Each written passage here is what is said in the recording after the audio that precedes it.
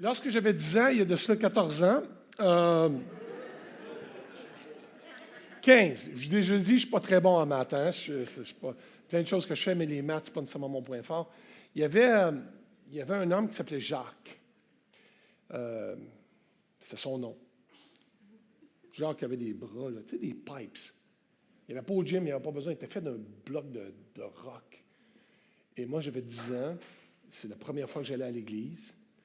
Jeune curieux, les yeux éveillés. Un petit peu plus petit quand même. À l'époque où j'avais les cheveux... Maintenant, c'est un peu l'Amazon. Hein? Ça commence à être un peu déforesté. La déforestation est assez majeure. Grand mince, on m'appelait l'asperge à l'époque. À l'époque, vous n'avez pas le droit de m'appeler comme ça aujourd'hui, juste que vous le sachiez, OK? Je suis arrivé à l'église et puis Jacques nous enseignait la parole de Dieu, puis jeune homme curieux comme j'étais, j'avais toujours des questions sans arrêt. Oui, j'étais ce gars-là. C'était moi qui posais des questions sans arrêt. Il disait en France, ouais, mais ça veut-tu dire qu'il a toléré ça de nombreuses années? Pourquoi je vous raconte cette brève histoire-là? C'est parce qu'à l'époque, je n'aurais pas gagé un seul dollar de l'époque que je ferais ce que je fais aujourd'hui. Je ne suis pas sûr que lui aurait non plus gagé un dollar sur le fait que je ferais ce que je fais aujourd'hui. En fait, je ne connais personne qui aurait gagé un 30 sous, comme on disait, sur le fait que je ferais ce que je fais aujourd'hui. Mais des petits gars et des petites filles comme moi à l'époque sont, je les ai vus sortir par là, les castors et tous les autres. La plupart d'entre nous, on ne gagerait pas un 30 sous sur eux, là. Mais je suis donc content que Jacques ait décidé d'être présent à l'époque, pour moi, pas juste pour moi, mais pour tous les autres aussi. Les castors et tous les autres ont besoin de vous. Bon, Myriam ne m'a pas demandé de rien dire. Je n'ai rien demandé de rien dire. Juste un rappel qu'on a...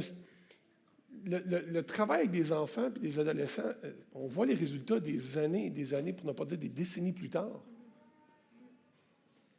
Mais c'est parce qu'il y a des gens comme vous, doués, qui aiment Dieu passionnément, qui ne font pas juste s'impliquer, mais qui s'engagent.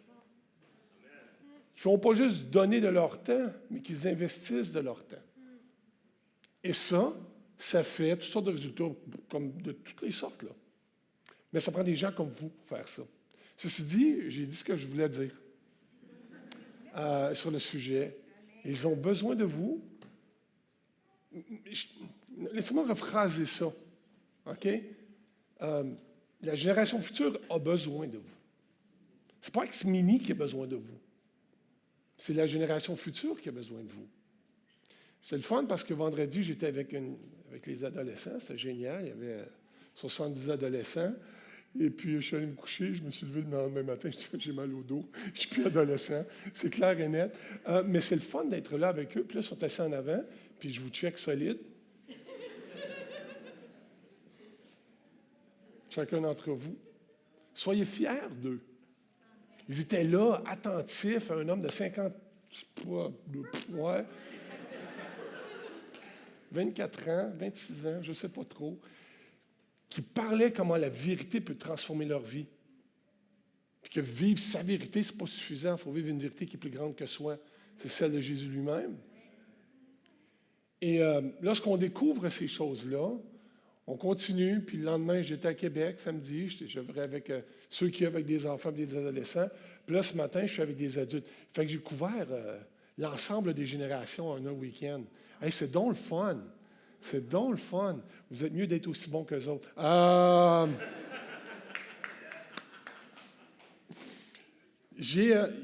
Tout le monde connaît que de 1914 à 1918, il y a eu la Première Guerre mondiale.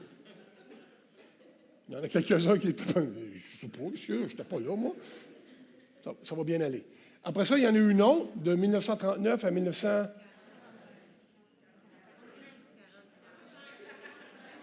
Dans ce temps-là, à peu près, là, hein? On va s'entendre que c'était à peu près là. Après ça, il y en a une autre en 1990. Bon, elle n'était pas mondiale, c'est en Irak, c'est ça, c'est pas vrai, c'est vrai.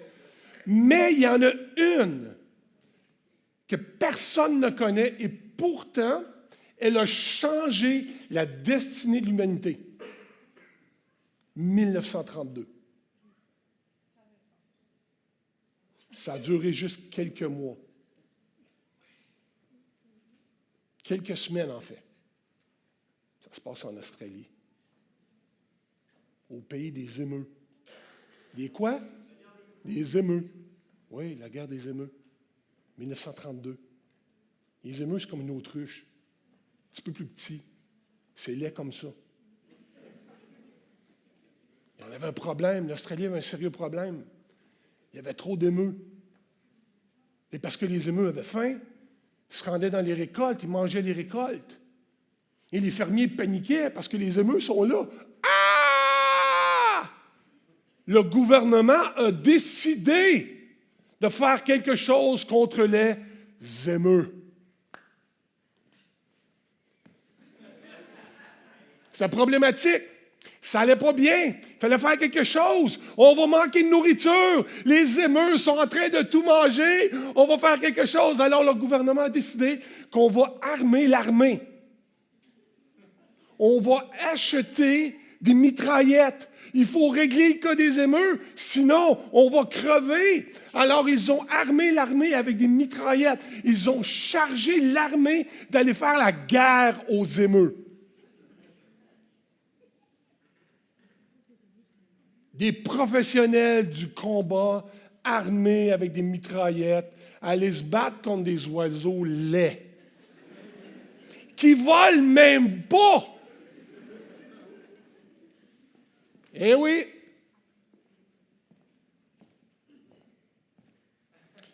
Les émeux n'allaient pas se laisser faire. Les premiers se sont fait tuer. La première journée de combat était horrible. Les émeux tombaient partout. Les soldats étaient fiers. « We're gonna rock it! Yeah! » Mais les émeux ont appris. Ils ont commencé à se séparer en groupes. Ils prenaient même des petits sous-groupes qu'ils plaçaient ailleurs dans les champs. C'était des leurs. Ils étaient là, il y en avait quelques-uns, pendant que tous les autres émeux partaient en courant un peu partout. Pendant ce temps-là, les soldats, même armés de leurs mitraillettes, n'ont même pas réussi à tuer une petite portion d'émeux. Les émeux ont réussi à battre les mitraillettes. Couraient partout. Les soldats se demandaient comment est-ce qu'ils feraient pour gagner. Hey, savez-vous quoi, la guerre de 1932, la guerre des émeux? On a découvert que même des oiseaux sont capables de gagner contre des êtres humains. En autant qu'ils travaillent ensemble. L'armée a retraité contre des autruches australiennes. T'imagines? Ils ont pacté leurs petits, sont retournés, et dans un revirement incroyable de destinée, les émeux ont fait je ne sais pas trop, et ils ont gagné la guerre des émeux. Personne ne connaît ce changement de destinée majeur pour l'humanité. Et pourtant, cette histoire-là devrait nous rappeler qu'ensemble, on est plus fort que tout seul. Que sans unité, on ne peut pas avancer. C'est impossible. Une maison divisée contre elle-même, c'est ça, exactement, elle ne peut subsister que Jésus mentionnait, right? Alors, j'aimerais qu'on regarde un texte biblique ce matin, parce que je vais parler d'unité. Puis là, vous demandez, il a vraiment commencé avec la guerre des émeux? Yes, j'ai commencé avec la guerre des émeux. Vous allez vous coucher moins niaiseux, excusez-moi, mais c'est sûr. Vous avez une belle histoire. Vous irez voir c'est quoi des émeux en les googlant tout à l'heure. Ça va être génial. Mais l'apôtre Paul arrive dans une église d'Éphèse où les gens ne sont pas nécessairement aussi unis que les émeux contre ce qui se passe. Parce qu'il y a des clans dans l'Église. Il y a les fins, il y a les pas fins, il y a des elles, il y a des lui. Il y a des Grecs, il y a des Juifs, il y a des esclaves, il y a des hommes libres. Il y a des enfants torturés, il y a des maîtres qui font tout ça. Ils sont tous dans la même église. Et ils ne pensent même pas tous pareil en plus. Puis là, Paul, il dit, il va falloir que je fasse quelque chose pour ça. Hein? C'est quand même moi, j'ai passé 2 ans ici. Là. Il va falloir que je leur écrive quelque chose. Ah, j'ai une brillante idée. Et voici ce qu'il écrit. Alors, si vous êtes avec moi, regardez ce qu'on va faire. On va lire ensemble. On peut le faire parce que le texte est là, OK? Sinon, s'il fallait prendre chacun nos Bibles, on a toutes sortes de traductions. On va prendre celle-là, OK? Ça, c'est dans la Bible second 21. Êtes-vous prêts à lire avec moi? Oui. OK, good. 1, 2, 3.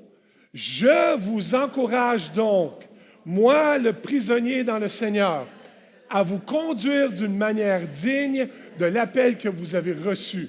En toute humilité et douceur, avec patience, supportez-vous les uns les autres dans l'amour. Efforcez-vous de conserver l'unité de l'esprit par le lien de la paix. Il y a un seul corps, un seul esprit, de même que vous avez été appelés à une seule espérance par votre vocation. Il y a un seul Seigneur, une seule foi, un seul baptême, un seul Dieu et Père de tous. Il est au-dessus de tous, agit à travers tous et agit à travers nous tous. Seigneur, ce matin, que nous puissions vivre en unité et que tu instaures en nous ce désir d'unité. Et c'est dans ton nom que nous prions. Amen. Quand j'étais adolescent, puis qu'on me disait, il faut que tu vives d'une manière digne du Seigneur, on me pointait du doigt parce qu'on ne voulait pas que j'agisse comme un niaiseux. On voulait que j'aie une morale bien. On voulait que je fasse attention. Quand j'aurais une blonde, tu sais, il faut, come on, j'agis d'une manière digne du Seigneur. Je pensais que ce que ça voulait dire, c'était qu'il faut que tu agisses comme il faut ou pas comme il faut. C'est bien ou c'est mal. Paul ne sait pas ce qu'il dit. Une manière digne du Seigneur, c'est un appel que nous avons tous. Ce n'est pas optionnel. Parce que l'unité, c'est notre appel. Digne, le mot qui est là, si on veut faire un petit peu de grec, on n'en fera pas beaucoup, mais c'est un mot que vous connaissez en français. Je le connais en anglais aussi, parce que c'est à peu près le même mot. C'est le mot axios, un axe. Paul est en train de dire, comportez-vous d'une manière digne de l'appel que le Seigneur vous a donné. Là. Il vous a appelé à marcher de manière digne. Marchez dans la même direction. Avez-vous déjà conduit une voiture mal alignée? Hey, j'en ai déjà eu une, moi, elle s'appelait une Suzuki Swift. À l'époque, j'avais des pneus de 15 pouces là-dessus. Je devais avoir des pneus de 13 pouces. Ça ne vous changera rien à votre vie, ce bout-là, mais ce n'est pas grave. J'avais des pneus à clous l'hiver, imaginez. Hey, ça pesait tellement rien, je ne vous blague pas. Il fallait, il y avait une petite côte pour monter chez nous. Pour que je réussisse à monter la petite côte, il fallait que Chantal, ma femme, s'assoie sur le dessus de la voiture pour avoir un peu de poids. Je dis, ah ouais, mon chevreuil, come on, girl, ah ouais, vas-y. Puis elle se couchait sur le hood pour monter la petite côte. Pas des farces vraies comme je suis là. La voiture était tellement mal alignée. On était tellement pauvres. Je ne voulais pas la faire aligner jusqu'au jour où j'ai voulu tourner comme ça, puis la voiture a décidé qu'elle s'en allait là. Oui, dans le champ. J'étais tout seul. Puis c'était tellement léger que ça montait sur le banc de neige, puis comme dans les films, là, elle faisait ça de même. Paul, ce qu'il est en train de dire, une manière digne, de vivre d'une manière digne, c'est soyez donc alignés ensemble. Sinon, on poigne le champ. Les églises, on a tous notre pensée. Je ne dis pas que c'est votre cas en passant, right? J'ai aucune idée, moi, là. Mais je connais plein de gens dans la même église. Je l'ai dans mon église à moi aussi chez nous, dans le sud des États-Unis, right? On a des gens, on a des presbytériens, on a des baptistes, on a des pentecôtistes, on a des charismatiques, on en a d'autres qui regardent les autres de façon bizarre quand ils lèvent leurs mains. Qu'est-ce qu'ils font là? Ils chantent fort, eux autres. Ah! On a tout ça dans la même place, dans le même bâtiment. Puis l'apôtre Paul nous parle à nous, puis il dit, marchez donc d'une manière axés pour aller dans la même direction ensemble. Ouais, mais c'est pas ce que tout le monde dit. En tout cas, pas chez nous. Ouais, mais c'est pas correct théologiquement, c'est pas exactement ça, hein? L'apôtre Paul, c'est pas ça qui... Marchez d'une manière digne. Alignez-vous comme il faut, puis tout le monde, on s'en va dans la même direction. On a-tu le droit d'avoir des opinions différentes sur certains sujets? Yes! Mais on a le droit de marcher ensemble aussi. Ma femme puis moi, on s'en va dans la même direction et elle a toujours raison.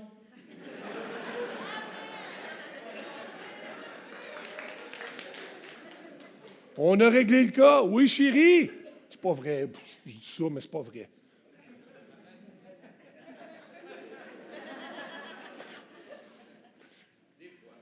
Ça arrive. Ça arrive. L'unité, c'est votre appel. C'est pas assigné aux autres. C'est assigné à vous.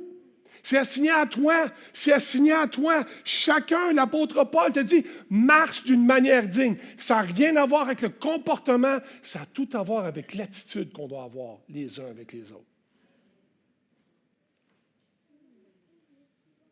Amen. Right? Axios.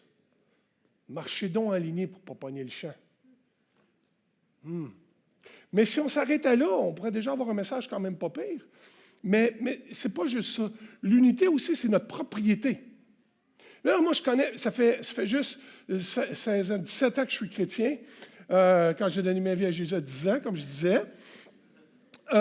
Et j'ai souvent entendu cette idée-là que l'unité, il faut travailler à l'unité. Il faut travailler pour créer l'unité. C'est pas vrai.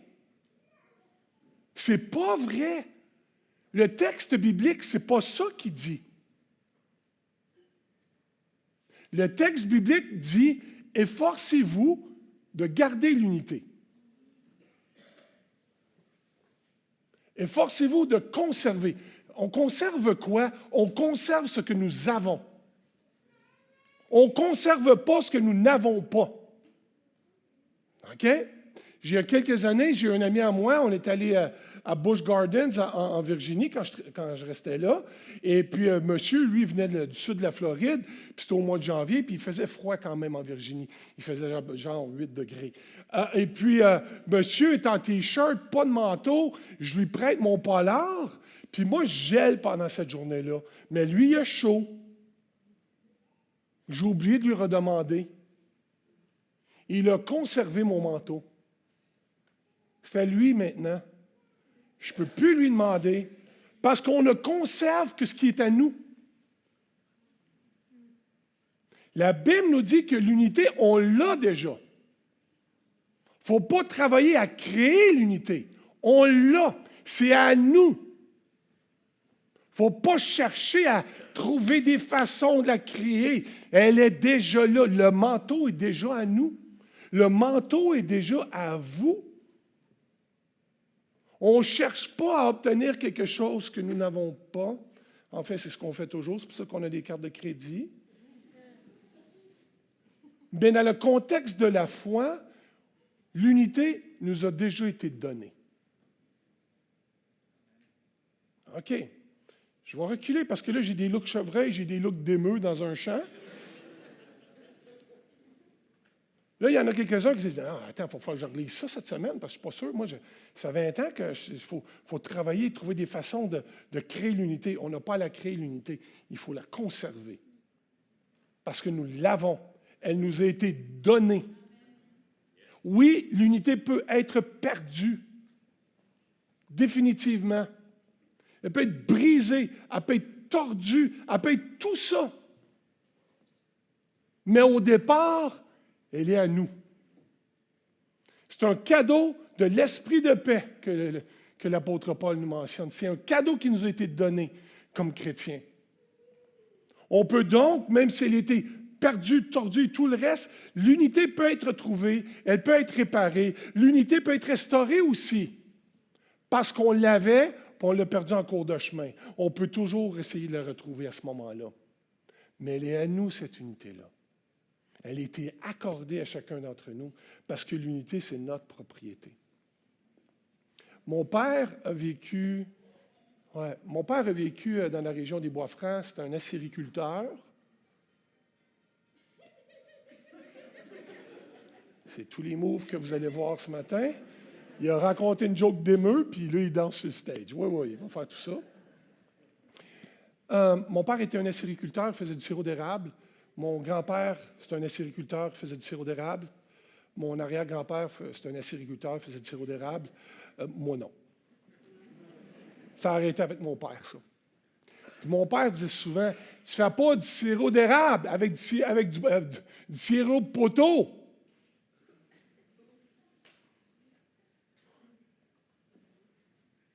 Good job, pa. Ça doit être vrai. Ça fait du sens ce que tu es en train de me dire. C'est quoi cette affaire du sirop de poteau? Il dit aussi, tu ne peux pas prendre du boulot pour faire du sirop d'érable. Tu peux faire du sirop de boulot, j'imagine. Mais tu ne peux pas appeler ça du sirop d'érable. Je vis en Georgie. C'est le pays des pêches, là. C'est pas mon fruit préféré, mais c'est pas grave. Les arbres qui produisent des pêches, on appelle ça des pêchers. Un accent circonflexe, pas d'accent aigu, c'est pas la même chose. Mais les pêchers produisent des pêches. L'huile d'olive, c'est faite à partir de...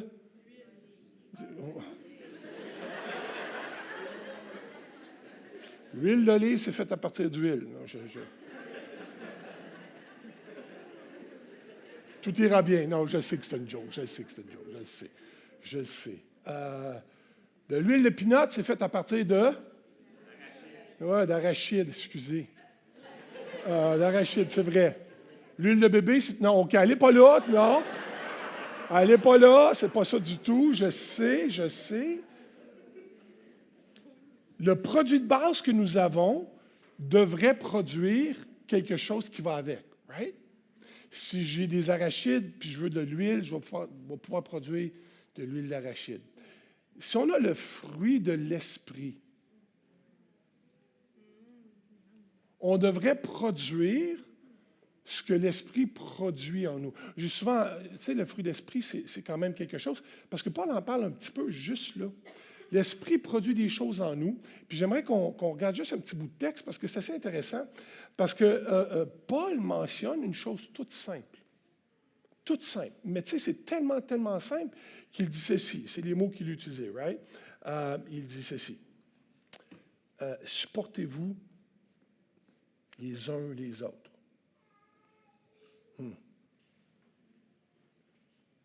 Je vais m'assurer que c'est bien ça dans mes notes, là. Mais c'est vraiment ça que ça dit. Hein? Supportez-vous les uns les autres. Il y a une question de soumission pour garder ce lien-là d'unité qui nous était donné. Puis, parce que nous sommes chrétiens, on est un peu de l'huile d'arachide. Hein? Parce qu'on a l'esprit en nous, on devrait produire ce que l'esprit veut que l'on produise. Pas ce qu'on pense, pas ce qu'on veut, pas notre opinion. Ça n'a rien à voir. Ça a tout à voir avec ce que l'esprit produit en nous. Il parle de quelques affaires. Okay? Il parle de 4 choses de façon très spécifique. Il y a 4 attitudes que l'esprit produit en nous, que Paul mentionne, et sont l'humilité, qui est l'essence de l'unité. Il parle de douceur, le caractère de l'unité. Il parle de la patience, qui est le produit de l'unité, puis l'amour, qui est la finalité de l'unité. Puis quand on y pense, C.S. Lewis mentionnait que l'humilité, première caractéristique qui est là, c'est pas qu'on pense, on pense moins de soi. Oh non, je ne suis pas très bon. Oh, je ne suis pas très doué. Non, c'est pas ça. C'est qu'on pense moins à soi. Ça, c'est de l'humilité. Puis Paul nous dit que dans le lien de l'esprit, faut faire preuve d'humilité. Pensez moins à soi. J'ai été dans plein de meetings où les gens voulaient tellement faire valoir leur opinion que c'était impossible de trouver une résolution. Mais je suis allé dans d'autres meetings où les gens voulaient penser moins à eux, à leur opinion, à ce qu'eux pensaient, à leur raison. Puis moi, je le sais, puis toi, tu ne le sais pas. Moi, ça fait 40 ans que je suis chrétien. Toi, ça fait 12 mois. Et moi, je le sais. J'ai fait toutes mes études bibliques. Puis tout le kit. Allez-y, là. Mais ceux qui sont prêts à penser moins à eux, puis penser mieux au groupe, ça fait des meilleurs meetings puis des meilleurs résultats. Ça produit le fruit de l'esprit, le fruit que l'esprit produit en eux. C'est tellement plus fun. Puis là, vous devez comprendre que le gars qui est en train de vous parler, il a une tête dure. Il est bien déterminé. Je sais que j'ai raison.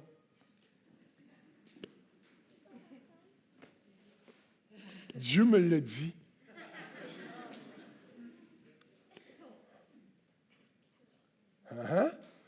On vous astinerez avec Dieu qui me l'a dit, voir. C'est difficile, hein? Mais si on imagine que dans l'humilité, on décide de penser moins à soi, tout d'un coup, on change notre perspective.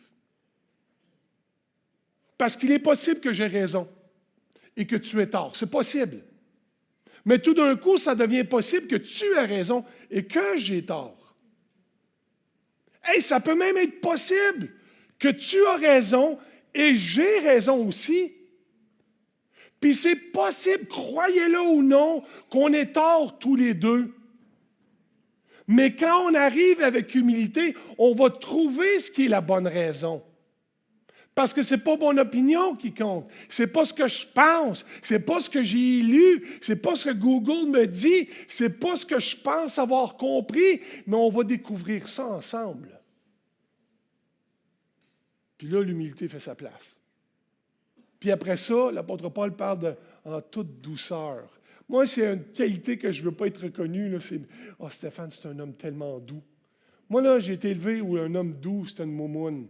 C'était quelqu'un qui était faible, qui était faibleau, qui n'était pas capable de se tenir, il n'y avait pas de colonne. Puis pourtant, Jésus disait je suis doux. Wow, wow, wow, et humble de cœur. Wow, wow, Jésus. Hey, come on. Je me souviens quand tu as flippé les tables, hein? Oui, mais ça arrive après, ça.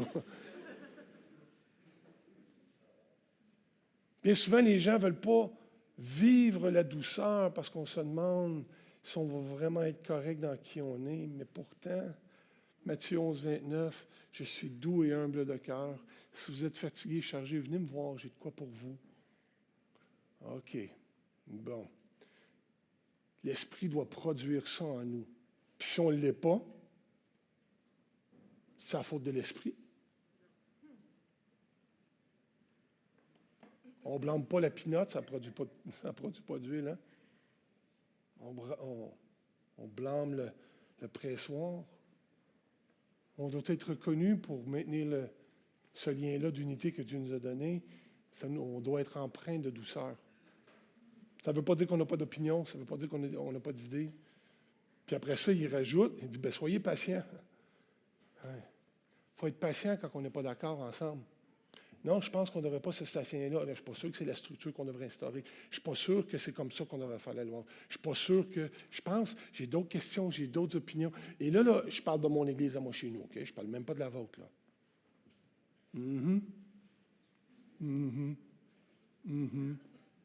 Alors, il faut que je sois patient avec les autres parce que je veux qu'ils soient patients avec moi.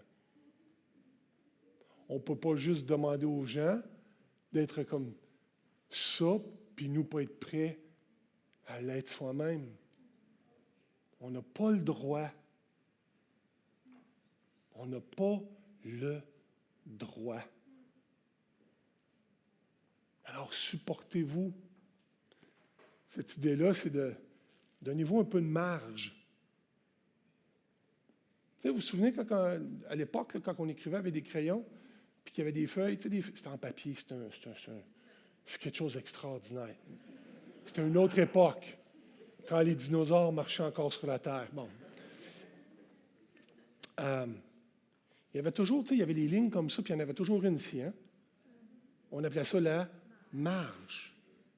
Parce que si on avait besoin de rajouter quelque chose, on écrivait dans la marge. Supportez-vous, c'est cette idée-là.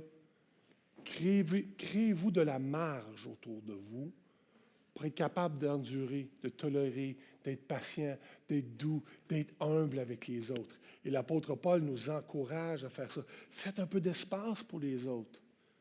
Il y a certains d'entre nous, on a des grosses personnalités, puis je l'entends souvent, celle-là.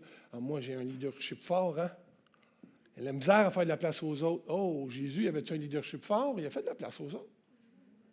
Alors, dans ce temps-là, moi, je retourne, je vais boire un petit peu d'eau, je vais à la salle de bain, puis là, je me rappelle, Stéphane, relax, tout va bien aller, fais de la marge pour les autres, sois patient, sois humble, surtout si tu penses que tu as raison. OK. Right? Puis après ça, il finit, puis il dit ceci. À cause de l'amour que nous avons les uns pour les autres. Je me souviens du premier chrétien qui m'a dit, toi, là, je t'aime vraiment avec l'amour de Jésus, puis il me l'a dit comme ça.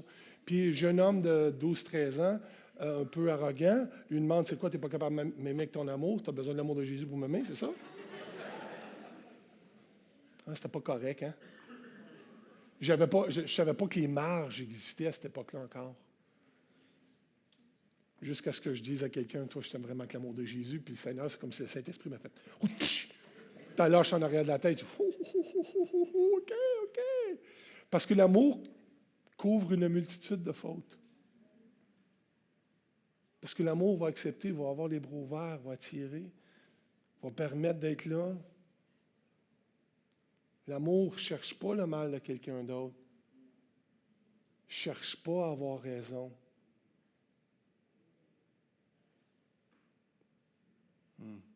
OK. On peut ne pas être d'accord avec mon opinion, là.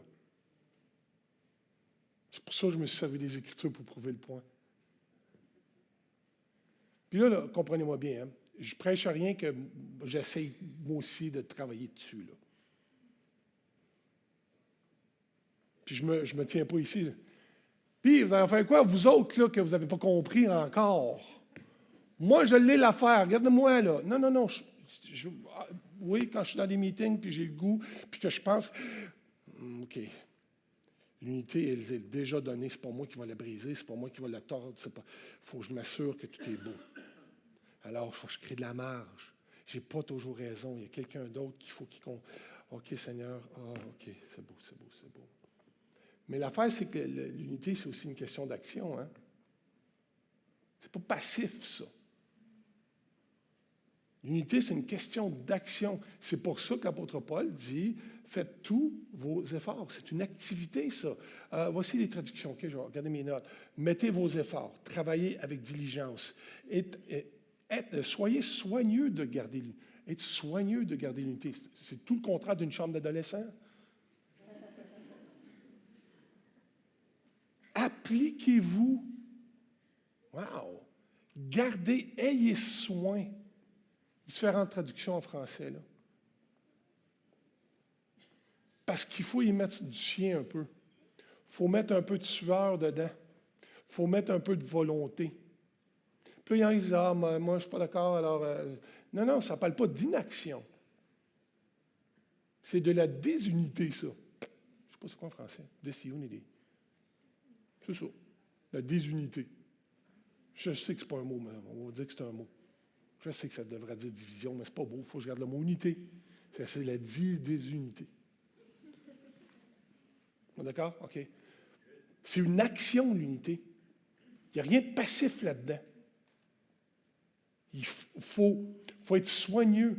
L'action contraire de dire « Ah, ben vous autres êtes d'accord avec ça, moi je ne le suis pas », c'est un manque d'unité. C'est ça qui brise l'unité. Et tout d'un coup, de dire « Ah, moi je n'étais pas d'accord, mais OK, c'est bon. » Mais qu'on ne met pas l'épaule à la roue, qu'on ne travaille pas, qu'on n'est pas soigneux, nous provoquons la division et la désunité.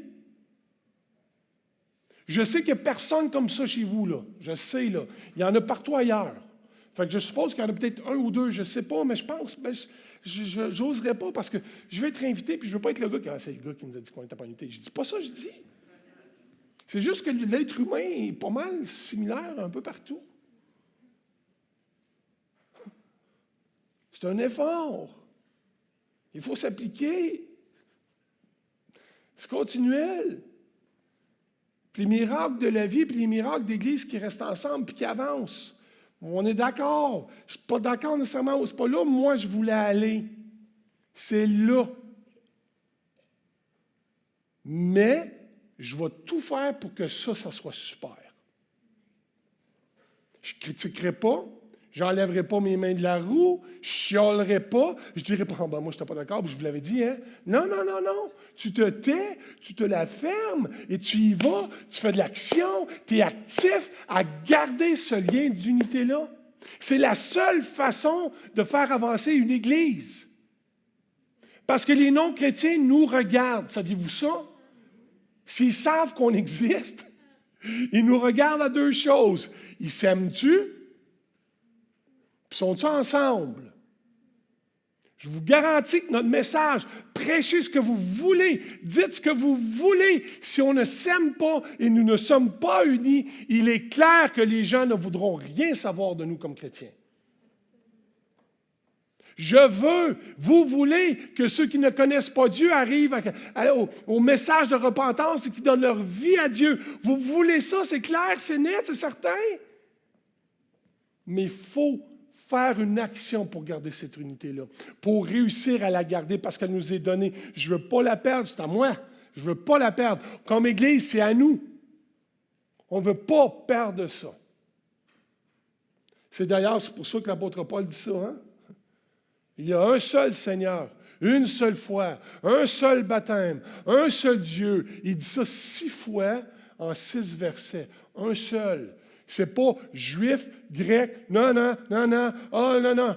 Non! Nous sommes un, puis ce qui nous unit tous, c'est que nous avons donné notre vie à Dieu. Puis on est tellement chanceux, il est mort pour toi pendant que tu ne le méritais même pas. Alors merci, Seigneur, pour ça. Fait qu'il faut avoir les conversations. Il faut parfois prendre son temps. Il faut écouter. Puis il faut demander pardon une fois de temps en temps aussi.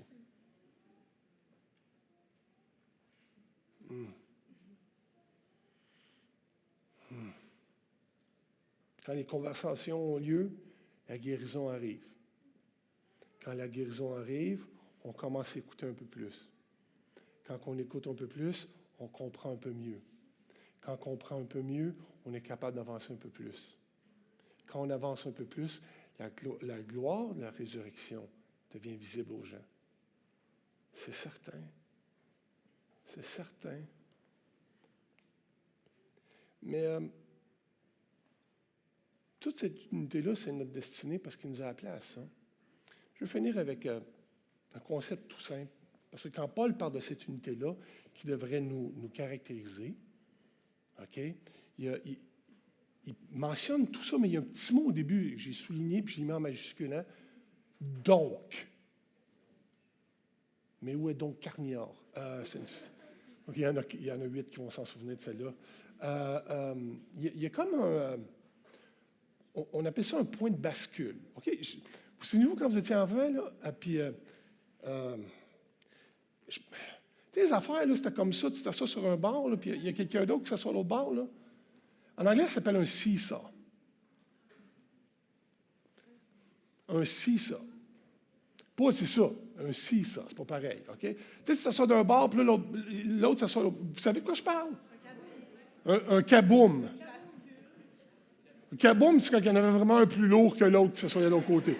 Kaboom! Ah! Oui, bon, ben ça. L'apôtre Paul mentionne donc.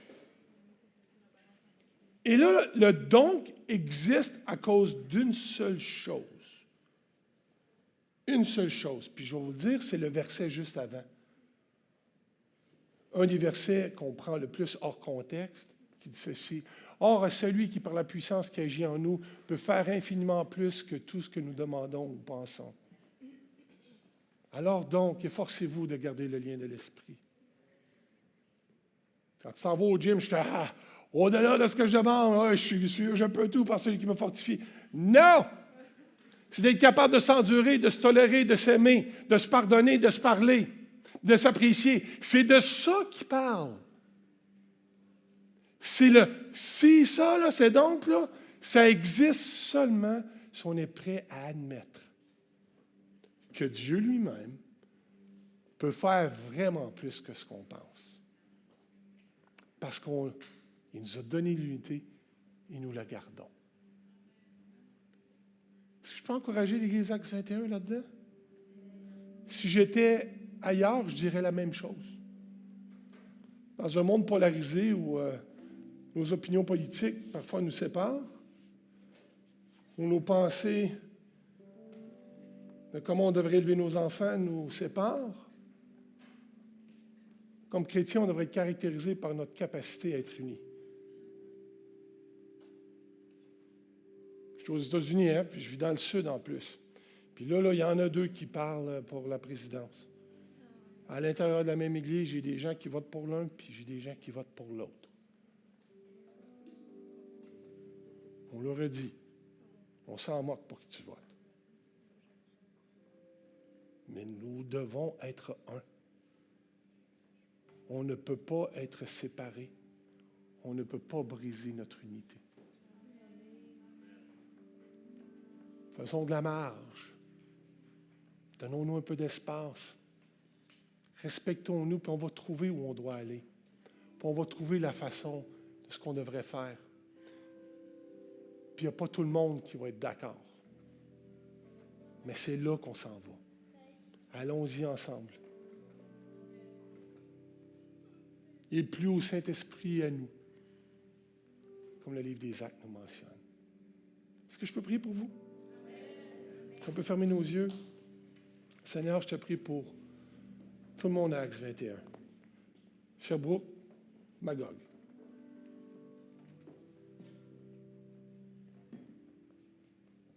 Seigneur, je te prie, Esprit de Dieu, premièrement, parle à chacun des cœurs ici ce matin. Pour tous ceux qui étaient dans l'inaction d'unité, je te prie qu'ils se mettent en action pour l'unité. Ceux qui volontairement faisaient contre l'unité, je te prie qu'ils travaillent pour l'unité. Seigneur, je ne sais même pas pourquoi ils seraient ou ne seraient pas en unité pour l'avancement de ton œuvre, Seigneur. Je te prie que chacun d'entre nous, on soit unis, qu'on se donne de la marge, avec humilité, avec douceur, on puisse avancer ensemble. Qu'on puisse avancer ensemble. Ensemble. Pas séparément, mais ensemble. Puis trouver cette place, Seigneur, où tu fais une œuvre qui va au-delà de ce que nous pouvons demander ou même imaginer. Parce que c'est ça que tu veux que ton Église représente autour d'elle. Seigneur, c'est dans ton nom qu'on prie. Amen.